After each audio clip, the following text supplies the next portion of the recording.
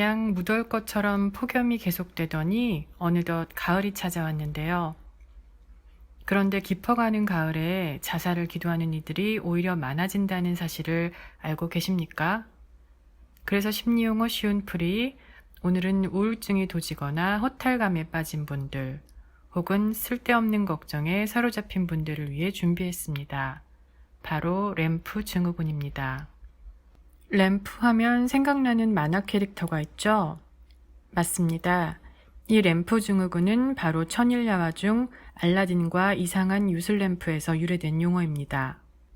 램프 증후군이란 알라딘이 램프의 요정 지니를 수시로 불러내는 것처럼 현대인들이 실제로 일어날 가능성이 희박한 일에 대해 수시로 걱정하며 불안해하는 현상을 말합니다. 이를 심리학에서는 과잉근심 증후군이라고 부르기도 하고 정신의학 용어로는 범불안장애라고 하는데 불안장애의 일종입니다. 이와 관련된 한자 성어도 있는데요. 열자의 천서편에 나오는 말입니다.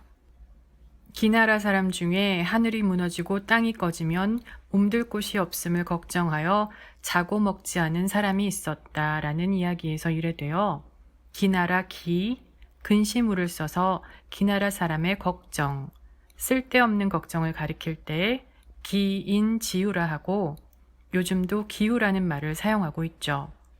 2000년 전 기나라는 춘추전국 시대에 멸망한 약소국으로 알려져 있습니다.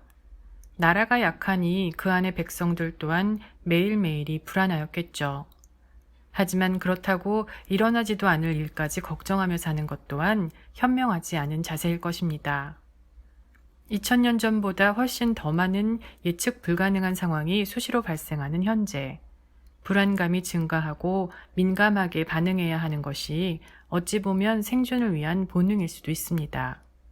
하지만 이것을 기억하십시오. 쓸데없는 걱정. 걱정의 40%는 절대 현실로 일어나지 않는다. 걱정의 30%는 이미 일어난 일에 대한 것이다. 걱정의 22%는 사소한 고민이다. 걱정의 4%는 우리 힘으로는 어쩔 도리가 없는 일에 대한 것이다. 걱정의 4%는 우리가 바꿔놓을 수 있는 일에 대한 것이다.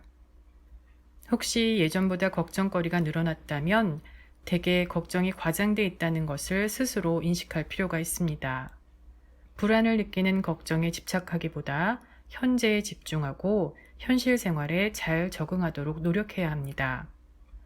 걱정해도 소용없는 일이라면 걱정은 이제 그만하고 차라리 몸을 바쁘게 움직이시길 권해드립니다. 혼자 걱정에 사로잡혀 있는 것보다 명상, 복식호흡, 근육위안 등 몸의 긴장을 풀어보세요.